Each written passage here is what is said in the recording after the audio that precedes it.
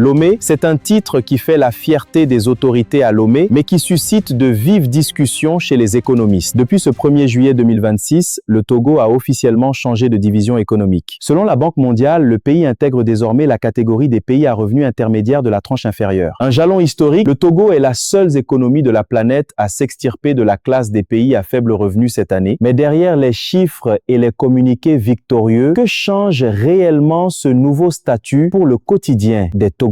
Entre croissance réelle, pirouettes statistiques et risques financiers, décryptage d'un surclassement à double tranchant. Sur le papier, l'ascension est spectaculaire, portée par la solidité de son secteur des services et le dynamisme insolent du port autonome de Lomé. L'économie togolaise a affiché une croissance robuste de 6% en 2025, une performance qui offre au pays son ticket d'entrée dans le club des nations à revenus intermédiaires, aux côtés de ses voisins béninois et ivoiriens. Pourtant, ce bond en avant cache une réalité beaucoup plus technique.